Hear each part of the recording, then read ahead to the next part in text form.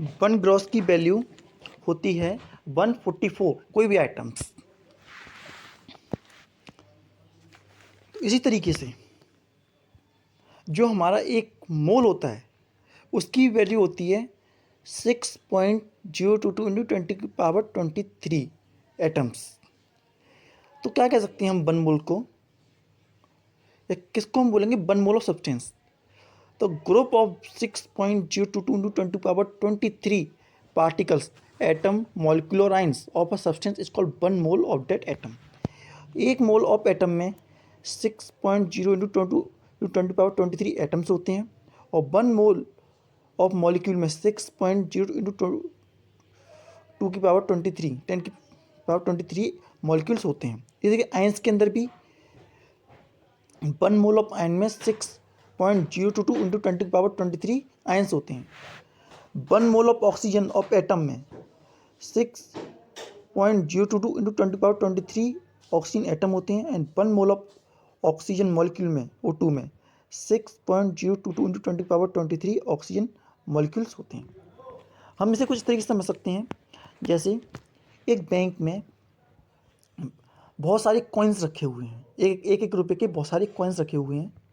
अब उन सारे कॉइन्स को काउंट कर पाना बहुत मुश्किल है। तो हमने क्या किया, उन सब का वेट ले लिया, उन सब का हमने वेट लिया, और वेट लेकर के हमने उनको कैलकुलेट कर लिया और ये पाया कि एक फिक्स अमाउंट ऑफ मनी जो होती है उसका वेट फिक्स होता है। तो इस तरीके से बैंक वालों ने उसके वेट को नंबर ऑफ मनी से लिंक कर दिया। इसी तरीके से हम केमिस्ट्री में भी यही करते हैं। जब हम मास को उसके नंबर से कनेक्ट कर देते हैं, मीन उसे अगर हम कहते हैं 16 वन मोल ऑफ एटम जो है वो one mole of carbon atom 12 ग्राम का होता है। तो इसका मतलब ये है कि वन मोल में 6.0 इंटू 2 इंटू 10⁻23 एटम का मास जब वो कंबाइन होते हैं तब उनका मास 12 ग्राम के बराबर होता है। And mole is the link in between the mass of an atom the number of atom. तो इस तरीके से मोल जो होता है mass of the atom and number of the atom में लिंक प्रोड्यूस करता है। और ये एवोगैड्रो नंबर जो है एक इटालियन साइंटिस्ट एमिडो एवोगैड्रो ने दी थी, इसलिए इसे एवोगैड्रो नंबर भी कहते हैं।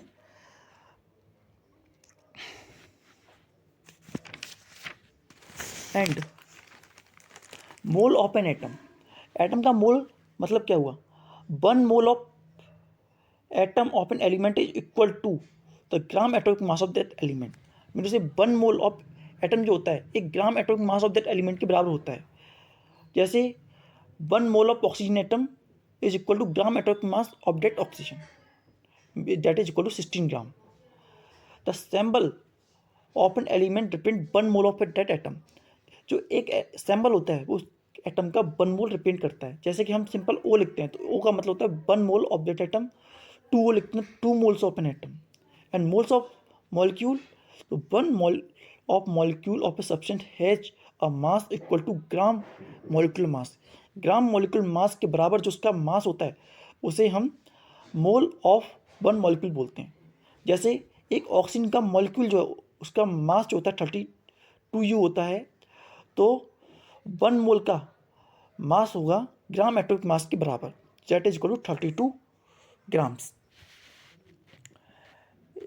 In this manner, knowing the mass of one mole of substance, we can calculate the mass of any number of mole of that substance.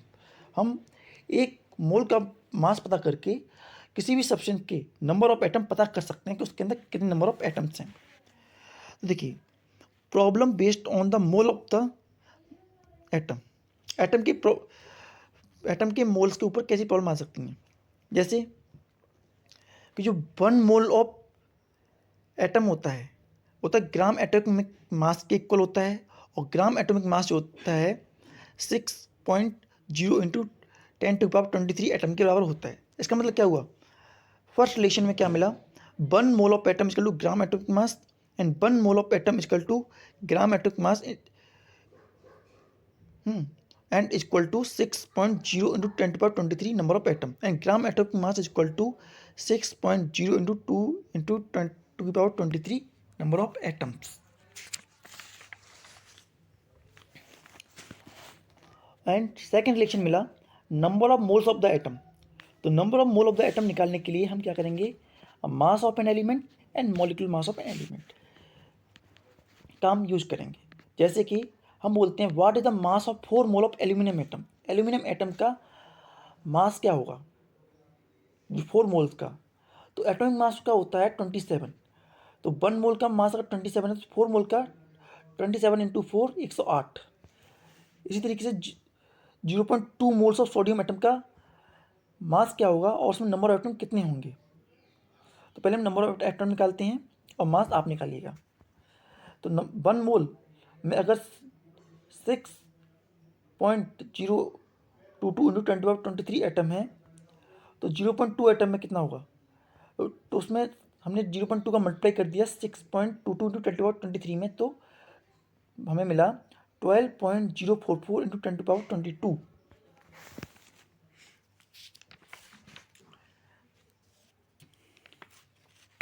And number of moles हमसे बोला जा रहा है कि सोडियम में नंबर ऑफ मोल्स कितने होंगे, 100 grams of sodium में नंबर ऑफ मोल कितने होंगे। तो उसके लिए हम क्या करेंगे, हमें पता है सोडियम का मास 23 होता है और नंबर ऑफ मोल निकालने के लिए mass of the sodium and molecular mass of the sodium रखने पर हमें मिलता है 4.34 moles of sodium. In similar manner problem based upon the mole of an molecule. जो मोल ऑफ द मॉलिक्यूल के बेस ऊपर जो प्रॉब्लम आती है वो किस तरीके से आती हैं, जैसे 1 mole of molecule of substance is equal to gram molecular mass of the substance and 6.022 into 10⁻23 molecules. तो इससे हमें 3 रिलेशन मिलते हैं।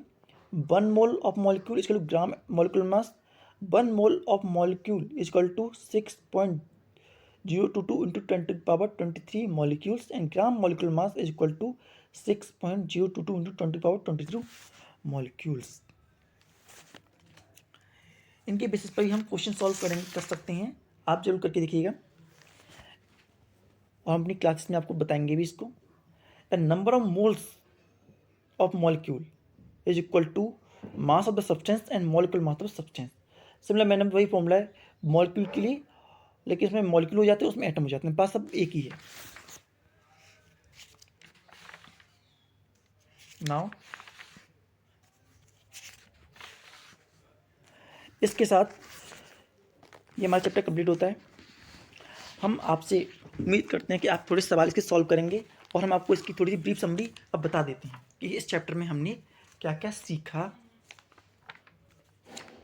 हमने इस चैप्टर में जाना एटम क्या होता है।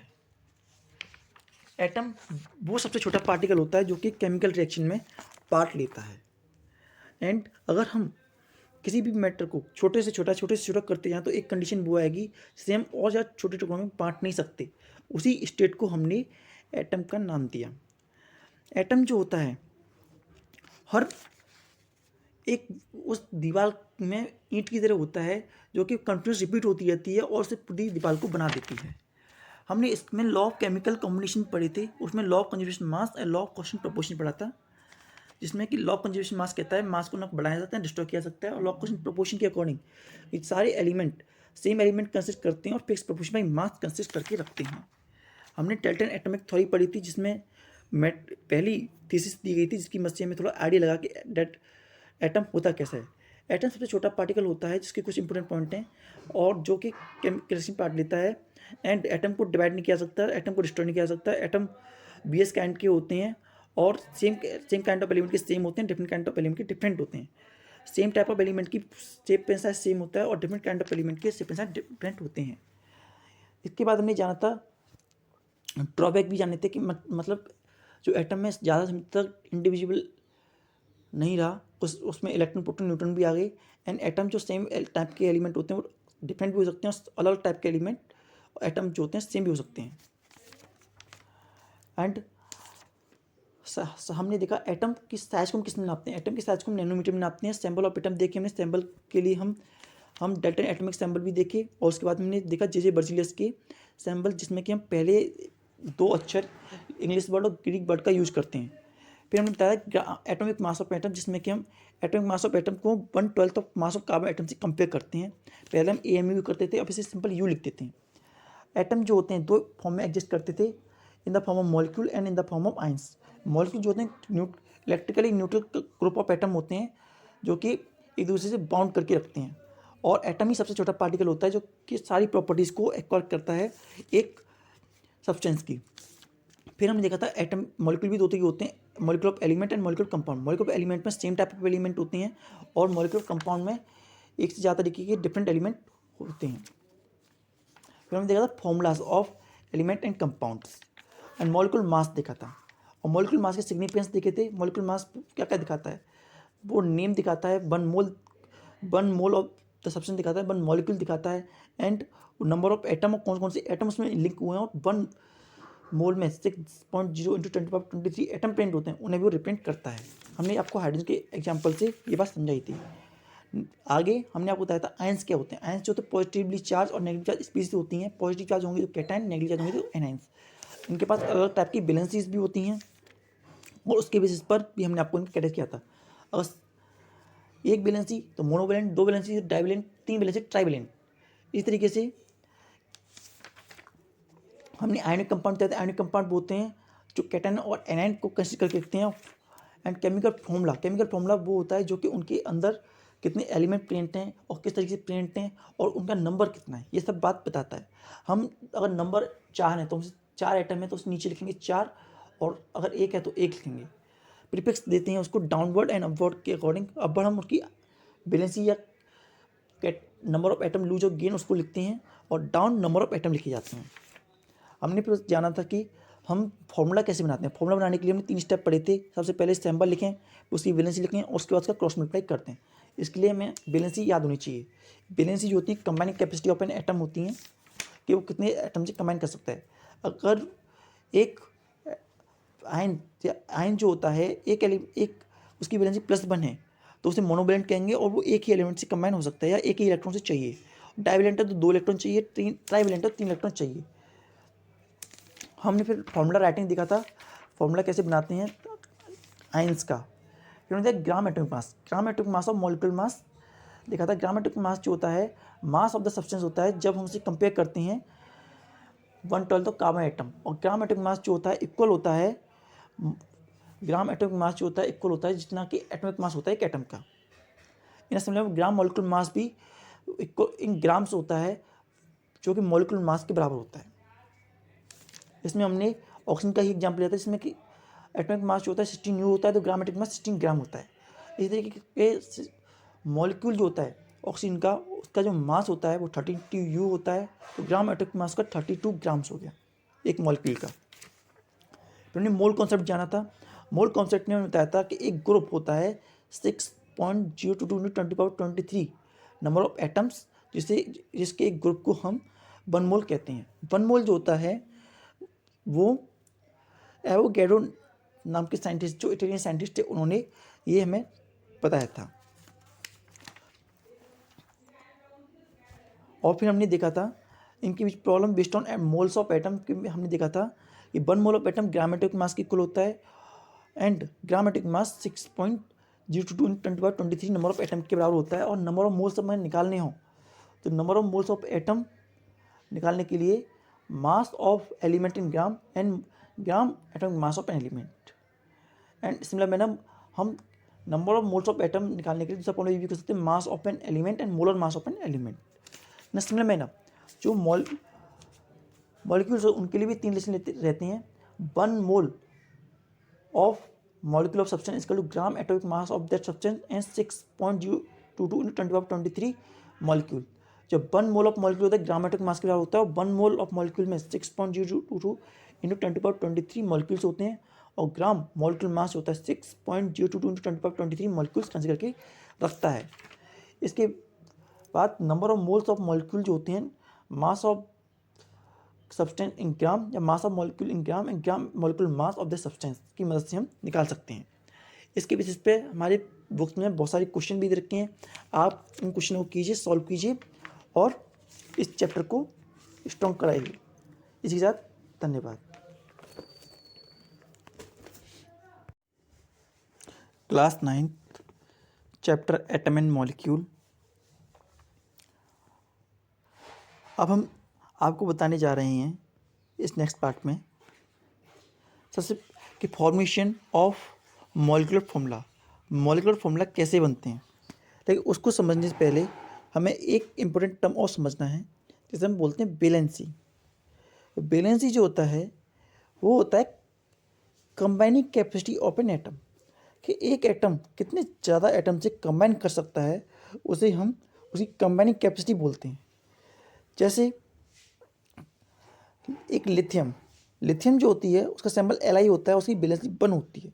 तो 1 से डिपेंड करता है कि एक लिथियम का एटम किसी एक दूसरे एटम से कंबाइन कर सकता है। ये सोडियम की वैलेंसी 1 होती है तो 1 एटम से कंबाइन करेगा।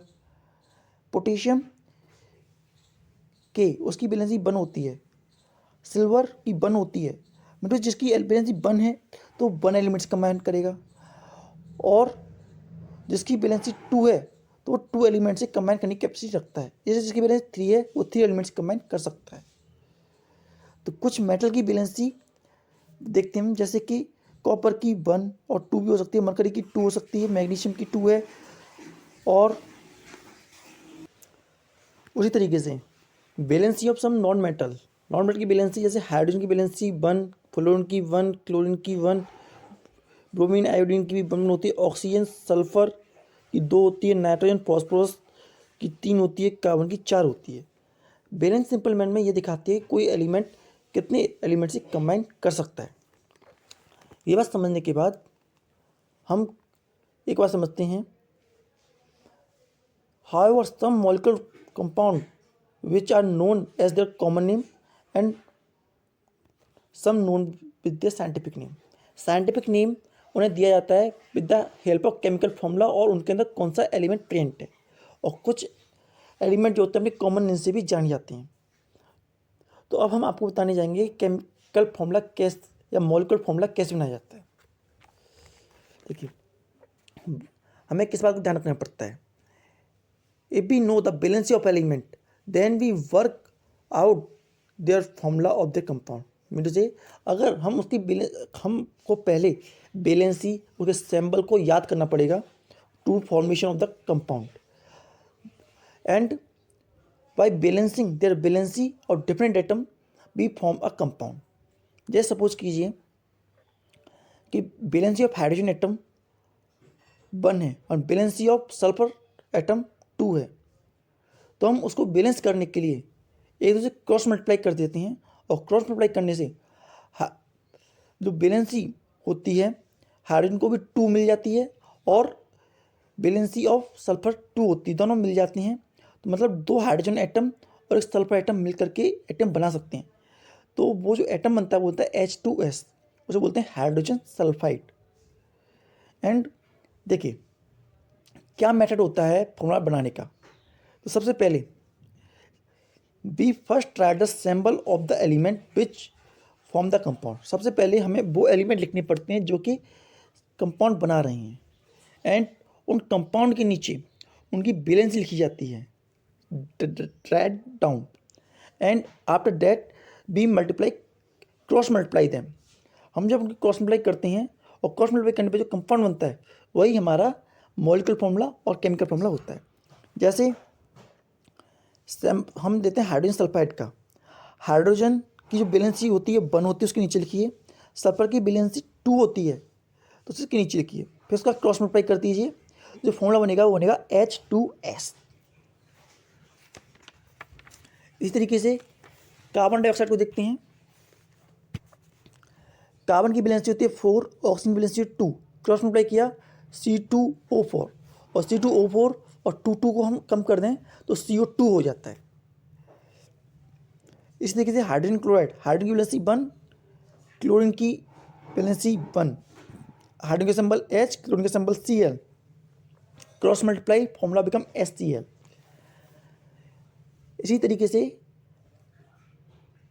कार्बन टेट्राक्लोराइड, कार्बन की वैलेंसी 4, क्लोरीन की वैलेंसी 1, क्रॉस मल्टीप्लाई किया, क्रॉस मल्टीप्लाई करने पर कार्बन से मल्टीप्लाई इधर और उधर करने पर CCl4 बना।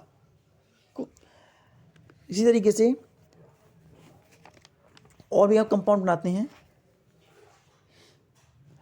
जिन्हें हम आपको बताएंगे जैसे आगे, लेकिन उससे पहले हमें एक चीज़ सुनिए, बैलेंसी ऑफ आयंस। आयंस की बैलेंसी कितनी होती है? हमने बैलेंसी ऑफ आयन कितनी होती है इसे कहते हैं valency of ion is equal to the charge on the ion. जो बैलेंसी ऑफ आयन होती है, एटम की बैलेंसी तो उसकी नंबर ऑफ एटम उस पर डिपेंड करती है, लेकिन बैलेंसी ऑफ आयन जो होती है डिपेंड करती है कि उसके ऊपर चार्ज कितना लगा हुआ है। On the basis of number of charge be define, on the basis of number of charge on an ions be defined their valencies. Suppose कीजिए जिन आयंस के पास बैलेंसी 1 होती है उन्हें हम कहते हैं mono atomic ions. Mono atomic ions का एग्जांपल है hydrogen ion, lithium ion, sodium ion, potassium ion and ammonium ion, silver ion, copper ion and mercury ions. Divalent cations, divalent cations वो होते हैं जिनके अंदर पॉजिटिव बैलेंसी होती है +2, जैसे magnesium ion, calcium ion, barium ion and copper ion. दूसरे होते हैं ट्राइवेलेंट कैटायंस। ट्राइवेलेंट कैटायंस जो होते हैं 3 पॉजिटिव होती है, जिसमें aluminium A3 positive and iron की Fe3 positive. Next monovalent anions, monovalent anion जो जिनकी बैलेंसी नेगेटिव में आती है, जैसे हाइड्रोजनियम ion, fluoride ion, chlorine ion, bromide ion, इन सब की बैलेंसी नेगेटिव 1 है। Nitrate ion, hydroxide ion and hydrocarbonate ion. Divalent cation, divalent होते हैं, उसी तरीके डाइवेलेंट एनाइन भी होते हैं। डाइवेलेंट एनाइन की बैलेंसी होती है 2 नेगेटिव। 2 नेगेटिव में oxide ion, sulphide ion, sulphate ion, carbonate ions. Trivalent anions में nitrate ions, phosphate ions and phosphate ions, इन सब की बैलेंसी -3 होती है। अब जब हमने कैटायंस और एनायन को समझ लिया है तो हम आयोनिक कंपाउंड के भी मॉलिक्यूलर फॉर्मूला बना सकते हैं। तो number of cation and anion is adjust in such a way that the total number of positive valency of cation become equal to total number of negative valency of compound. जैसे हम इस तरीके से उनको कंबाइन करते हैं कि negative valency and positive valency आपस में कंबाइन हो जाएं और जो इलेक्ट्रिकल न्यूट्रलिटी है वो बन जाए। इसके लिए हम एग्जांपल लेते हैं सोडियम कार्बोनेट का। सोडियम का फॉर्मूला, इसमें 2 एटम यूज हो रहे हैं, एक सोडियम और दूसरा कार्बोनेट। एक एटम सोडियम का और एक मॉलिक्यूल कार्बोनेट का। सोडियम की बैलेंसी होती है Na पॉजिटिव एंड कार्बोनेट की बैलेंसी होती है 2 नेगेटिव। अब इन दोनों को मल्टीप्लाई करने से हमारा फॉर्मूला बनता है Na2CO3। मीनों से Na2CO3 जो है वो सोडियम कार्बोनेट का फॉर्मूला है। इसमें 2 सोडियम के एटम है, 1 कार्बन का है और 3 ऑक्सीजन के एटम है। इसमें मैग्नीशियम क्लोराइड, हम आपको कुछ देते हैं जिन्हें आप खुद बनाइएगा, जैसे magnesium chloride, aluminium sulphate, aluminium bromide and magnesium sulphate, boron nitrite, इन सबको आप बाय ओन ट्राई कीजिएगा। Now move to next topic, gram atomic mass और ग्राम मॉलिक्यूलर मास। ग्राम एटॉमिक मास और ग्राम मॉलिक्यूलर मास क्या होता है? पहले लेते हैं gram atomic mass. Amount of substance whose mass in gram is numerically equal to atomic mass. मतलब कि ग्राम एटॉमिक मास उतना मास होता है ग्राम में जो कि एक एटम का एटॉमिक मास होता है, उसे ही हम ग्राम एटॉमिक मास कहते हैं। जैसे कि एटॉमिक मास ऑफ ऑक्सीजन जो होता है 16U होता है, तो उसे ग्राम एटॉमिक मास में 16 ग्राम कहते हैं। And gram atomic mass of में substance represent the 1 mole of an atom. Gram atomic mass जो होता है किसी भी एटम का या मॉलिक्यूल का, वो 1 मोल ऑफ दैट एटम और दैट मॉलिक्यूल रिप्रेजेंट करता है। और 1 मोल में 6.022 × 10⁻23 atom are having to be present. And देखिए, the molecular mass of a substance is the mass of 1 mole of the substance. Molecular mass जो होता है, mass of 1 mole of the substance, मतलब कि 1 मोल का जो मास होता है वही मॉलिक्यूलर मास होता है। और सिंपल मैनर में कहें तो ग्राम पर मोल, और इस शॉर्ट फॉर्म में ग्राम पर मोल भी कह सकते हैं। The molar mass of an element is the mass of 1 mole of atom. जो मोलर मास होता है वो 1 मोल का मास के बराबर होता है। और जो 1 मोल में कितने एलिमेंट होते हैं, 6.0 × 10⁻23 एटम। जैसे कि अगर हाइड्रोजन का मास 1 U है तो उसका मोलर मास 1 ग्राम पर मोल है। एंड नाइट्रोजन का मास 14 U है तो उसका मोलर मास जो है 14 ग्राम पर मोल है। ऑक्सीजन 16 U तो उसका 16 ग्राम पर मोल है। एंड ग्राम मॉलिक्यूलर मास जो होता है, the amount of substance whose mass in gram numerical equal to its molecular mass. Mean to say gram molecular मास उतना मास होता है इन ग्राम में जो कि एक मॉलिक्यूलर मास होता है एक कंपाउंड का। जैसे कि एक ऑक्सीजन के एटम जब कंबाइन होते हैं तो मॉलिक्यूल बनाते हैं O2, उसका मास 32 U होता है। तो 32 U of oxygen in gram atomic mass is equal to 32 grams. The gram molecular mass of a substance represent the 1 mole of an molecule. जो ग्राम मॉलिक्यूलर मास होता है किसी भी मॉलिक्यूल का 1 मोल रिप्रेजेंट करता है, जिसमें कि 1 मोल में 6.022 × 10⁻23 मोल्स प्रेजेंट होते हैं उस सब्सटेंस के। Molecular mass of a substance is the mass of 1 mole of its molecule. The molar mass of substance has 6.022 × 10⁻23 molecule of the substance in it। And जैसे हम निकालते हैं, हमसे बोला जाता है मॉलिक्यूलर मास ऑफ इथाइन कितना होगा। तो mass of carbon atom and mass of hydrogen atom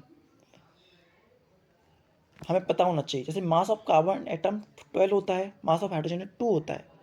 और जब इसका मल्टीप्लाई करते हैं तो बनता है हमारा, सॉल्व करने पर जैसे हमने करते हुए आए हैं, 26